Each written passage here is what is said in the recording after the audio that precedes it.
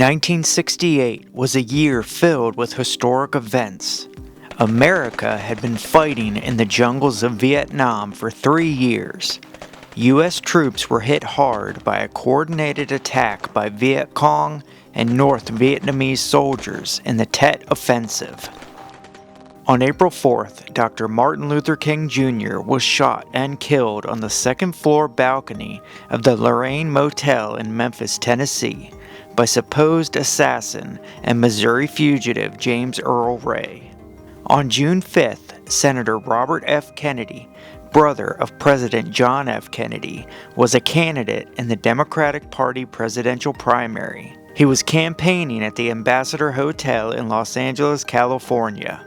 Kennedy had just won the California and North Dakota primaries the day prior. Robert Kennedy left the podium, walked into the kitchen, and shook the hand of a 17-year-old busboy when assassin Sirhan stepped out from beside the ice machine and fired a .22 caliber revolver point blank into Robert F. Kennedy. He was hit 3 times and died nearly 25 hours later. Sirhan fired into the crowd, hitting 5 others, before he was finally apprehended. On November 5th, former Vice President Richard Nixon won the 1968 presidential election. Apollo 8 was launched on December 21, 1968, the first manned flight to leave the Earth's gravitational influence, and the first to reach the Moon, which they orbited 10 times before successfully returning to Earth. In 1968, one of the most infamous and well-known serial killers would start their reign of terror in Northern California, which would last for years and would become one of the most famous unsolved murder cases in American history, known as the Zodiac Killer. On the night of December 20th, 1968, at 8:30, David Faraday, 17, arrived at the house of Betty Lou Jensen, 16, and met her parents for the first time. They had met just 2 weeks prior at a church function. This night would be the pair's first official date. David promised to bring Betty Lou back by 11 p.m. They climbed into David's 1961 Rambler station wagon and drove off. They stopped to visit one of Betty Lou's friends before heading to a lover's lane off Lake Herman Road in the city limits of Benicia. They parked near the gate to the water pumping station on a gravel turnoff. Sometime between 10:15 and 10:30, a passerby spotted the Rambler parked in this spot off Lake Herman Road, and again at 11 p.m. Shortly after 11, a vehicle pulled off beside the Rambler on the passenger side. At 11:14, a man on his way to work spotted the 2 cars parked side by side on the turnoff, but he saw no one in either car. It is believed that the killer got out and started walking to the driver's side and began firing a .22 caliber pistol at the couple through the Rambler. Betty Lou escaped out the passenger door, but before David could exit the vehicle, he was shot in the head. The killer now chased after Betty Lou and fired 6 shots as she tried to escape. She was struck 5 times in the back.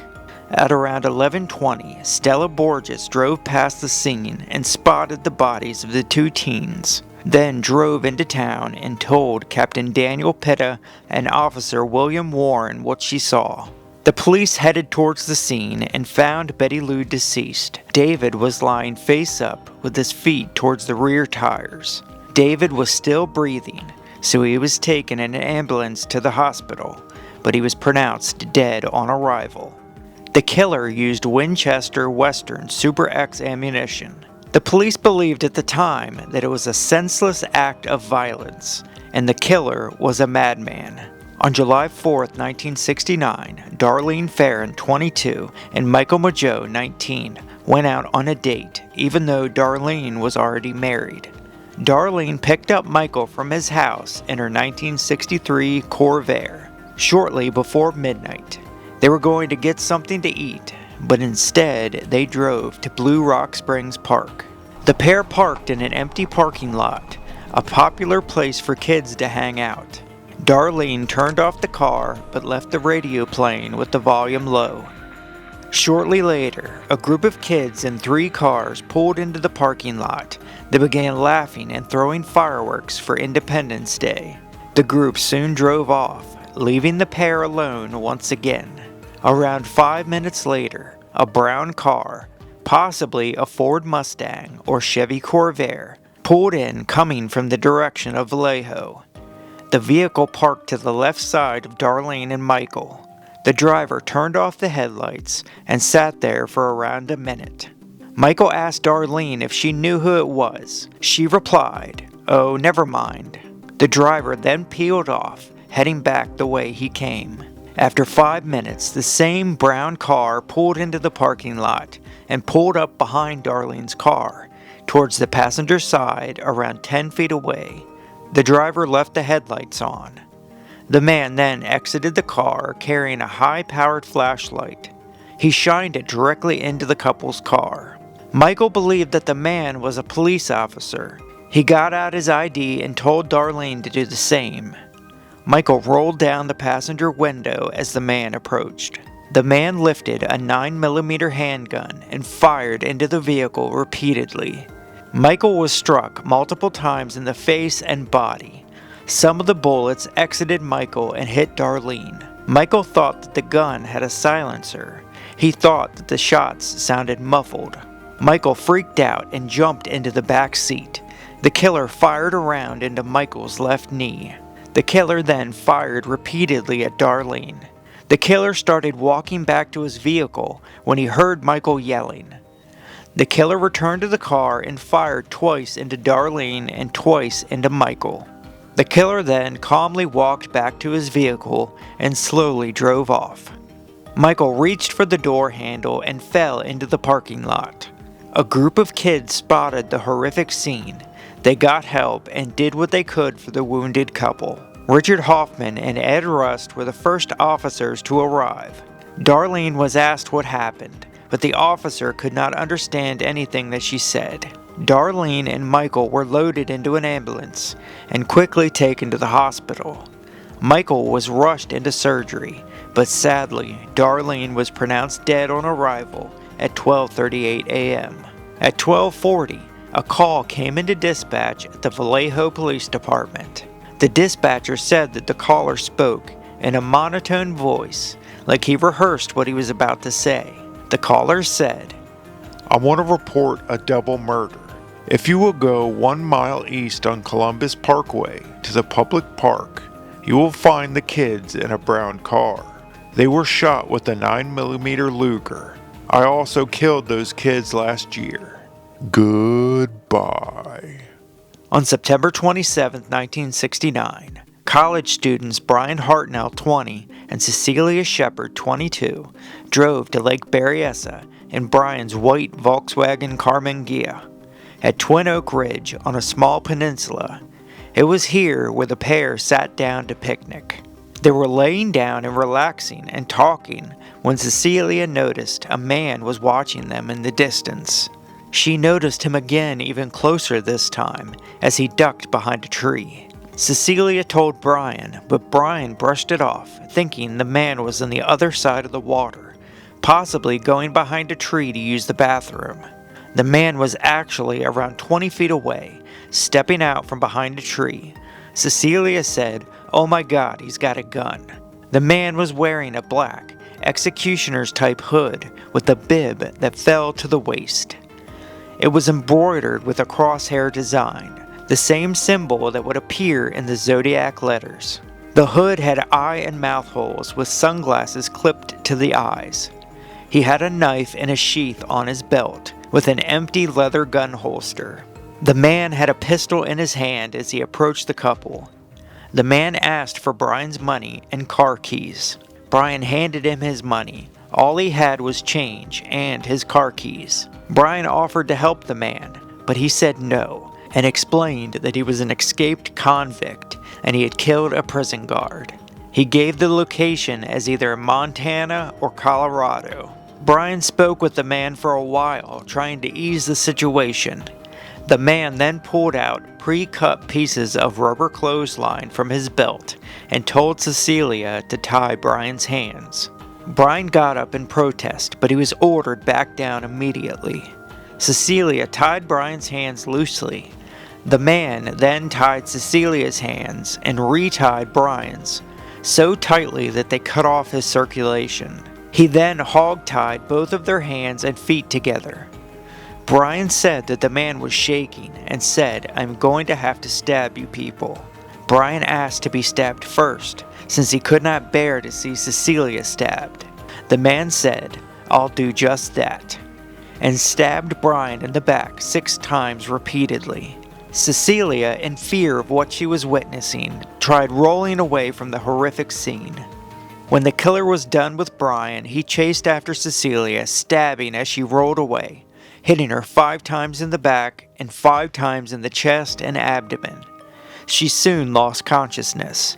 Brian played dead as the killer walked off back up the hill.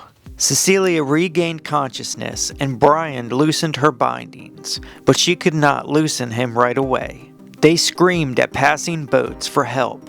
Eventually, a slow-moving boat stopped as the pair yelled for help. The boat had heard them and went to get help from a nearby ranger station.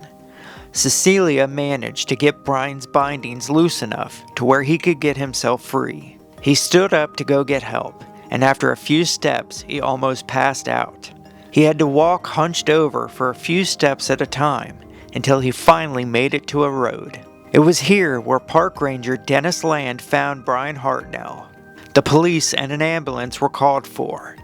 Brian would survive the attack, but Cecilia would die from her wounds 2 days later. The killer called the Napa Police Department at 7:40 p.m. from a payphone. The caller spoke in a low, monotone voice. "I want to report a murder. No, a double murder. They are 2 miles north of park headquarters. They were in a white Volkswagen Carmen Ghia." The officer asked where he was calling from to get more information, thinking the person was asked by an officer to call in to give information.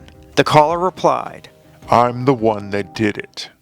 Through the whole thing, like I mentioned before, at the beginning, I did think I was going to die. And so from that moment on, one has to have certain goals that you have to set. The first goal, of course, was to live.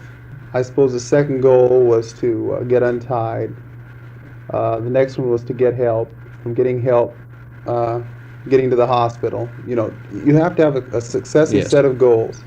I considered him a robber. I had absolutely no thought that he was anything but that. And when we were at this robbery stage, I didn't consider any real threat to my life or to the girl or anything. I really didn't consider this, but I really wanted to help him.